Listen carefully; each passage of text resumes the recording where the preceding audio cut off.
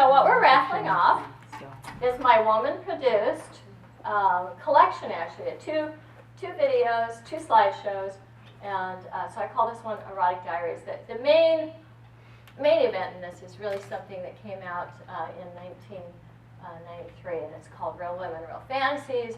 And the reason that I produced it was I got together some of my girlfriends, and we just decided we wanted to see what does it look like when a woman really comes. And I learned a lot, you guys. I learned a lot. There's one woman on here who, I mean, she just tells this big story the whole time and laughs every time she has an orgasm. She's multiply orgasmic, and she's just laughing, telling us this big story. So, and I'm a screamer, and I'm on here too, because I don't have any shame. This is a PowerPoint presentation, which has a very short little video clip of female ejaculation. And the reason you want this PowerPoint presentation, it's got diagrams on the U spot and the A spot and the female prostate and a whole bunch of other stuff. And on top of that, I've got a gift certificate here for 50% off your first hour in a consultation. And I do consultations over the phone and in my office in Nevada City. If you decide to come out to Gulf Country, you can do it face-to-face. So that's what we're wrapping. Okay, so let's do the, we're doing, so there's 3 separate ones? Or it's all a package? You know, it was going to be a package, but if you want, I just wasn't sure. yeah, we could do it separately. You know what? I want to show of hands. How many of you want me to do 3 different drawings? Yeah. Okay. I think that's it. So tell us what the first. Okay, so first we will do the certificate. Okay, Because it's the least sexy. All right. We've got Kathy Aaron. Irvin? Oh, Irvin. Aaron? I think she left. Aaron? Oh, she did. Oh, I think we're going to have to do another one. And, oh my God. Constance Chapman. Can you pass this back? We'll just pass that back to Constance. Right back there, yeah. Okay. And the next one's going to be, oh boy, I want another show of hands here, you guys. How many of you want the charts and diagrams on those spots to be the next one? Okay, how many of you want the next one to be the erotic DVD? Oh, God, you guys still have so much shame. All right, Super Yoga Mama. There you go. Thank you. All right, last one. Last one, yes. All right, I'm going to mix it up. Okay. We've got Rebecca Goldstein Hawes. Rebecca! Congratulations, you guys. Let's put our hands together one last time.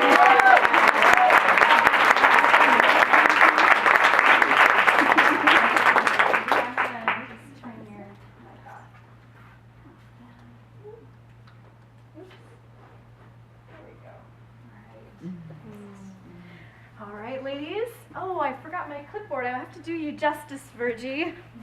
Bear with me for a sec. All right.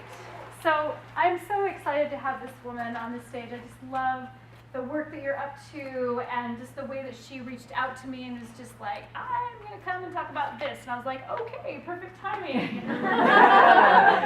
So she's going to talk about Yes Right Now, Better Sex Through Body Love.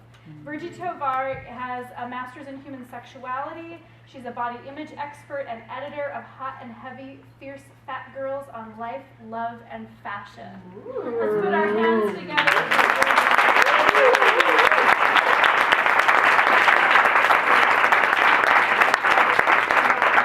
Thank you. Am I on? You're on. Okay. Hi. So I thought that I would start out with a story. So a couple of weeks ago, I was asked by Courtney Trouble, who also creates amazing queer femme-focused porn, and Courtney asked me to go with her as a porn journalist to the BBW Fan Fest, which is in Las Vegas, and so I agreed. And I ended up driving to Las Vegas with 3 fat porn stars, and that was amazing. There were a lot of stories, and there was a lot of eating of snacks, which is great.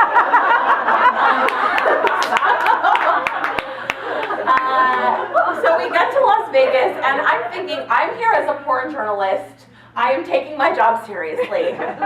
No fucking this weekend. And because I don't know Courtney that well, and I thought, we wanted to get to know each other. I'm trying to make a good impression. I'm a professional. I'm a grown-up. I can control my pussy needs.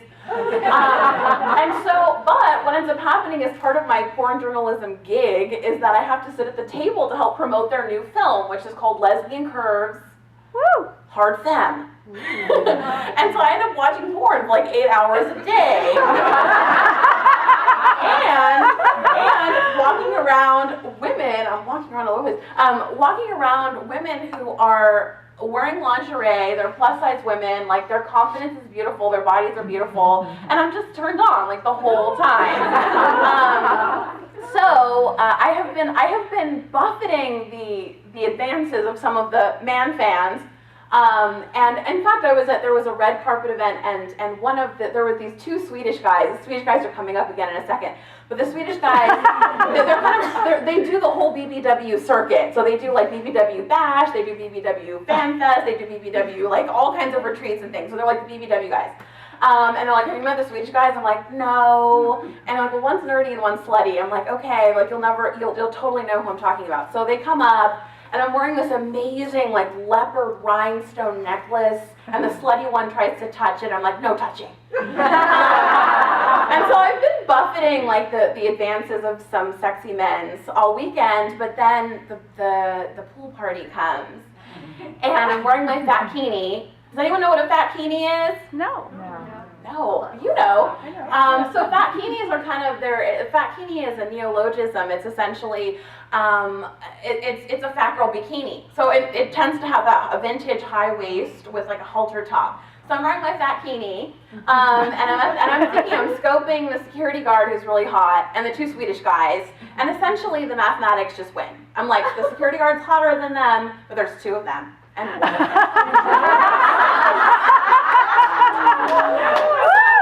The 2 Swedish guys, and I've been wearing my big bitch sunglasses, which are like this big, they're huge. And I walk up to them and I'm like, so, do you guys ever do scenes together?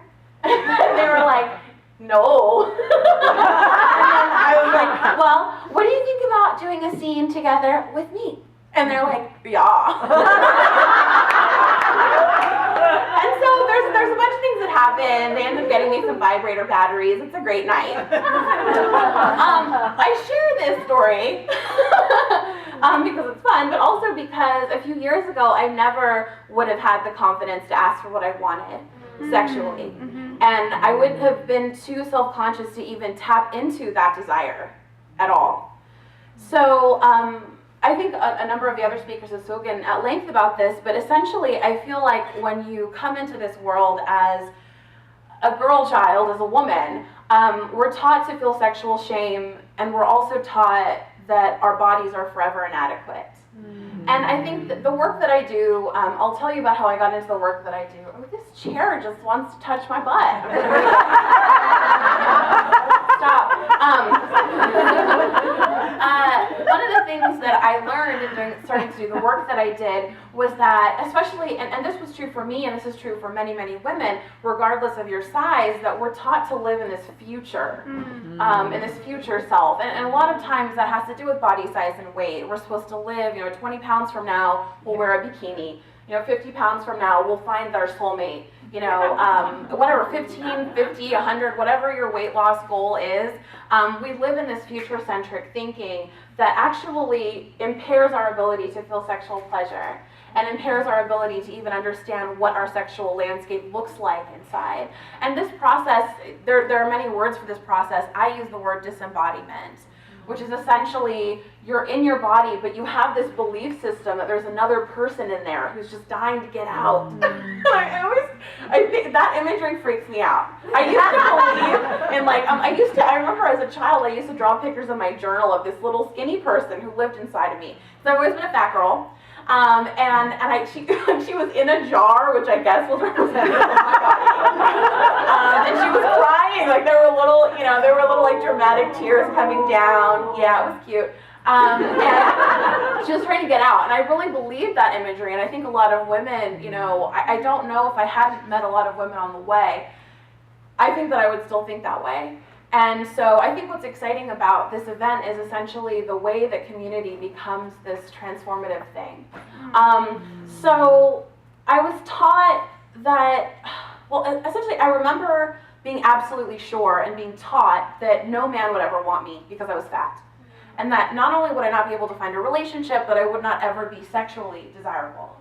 And I had internalized that belief so integrally that I just didn't think that world was for me at all. And so what I discovered when I finally, I was like an early onset masturbator, like some of the folks over here. And so I mean, it's funny, I actually write a lot about that in my chapter in Hot and Heavy. But I was ready from a very young age, and I was very curious, but I just thought that, that world, that boys wouldn't be interested in me. And so finally one night in high school, it's Thanksgiving break, I'm allowed to stay up late, so I'm on the phone.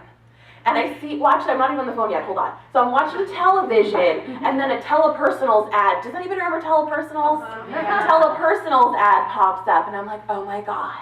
They can fall in love with the person I am inside, right?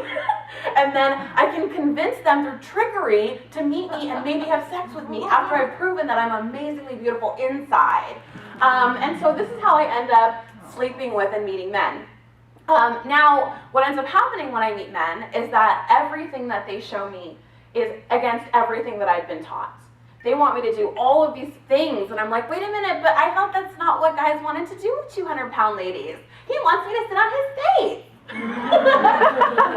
And so, there was like this whole litany of acts, and I remember when I first started having sex, it was like, I was just doing things just to be like, this too, and this, and this, and this. You want to do this with a fat girl too, and that, and so it was like, and so the whole thing was just kind of revolutionizing, and I think what ended up happening for me was that sex, and the reason why I do sexuality education and I do transformative work around sexuality is because sex was my entry point to radicalism.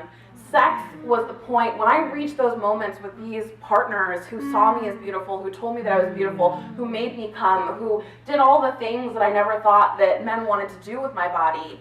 It made me question everything else that I'd been taught about being a woman. And I think for a lot of people, sexuality is that. And for a lot of the fat girls I work with lots of different sides of folks, but a lot of the fat girls I speak with and do research with and whatnot, that's their entry point to radicalism too. So I came to this work actually studying human sexuality in graduate school, and I was really interested in fat women. I was interested in the intersections of gender, race, and sexuality.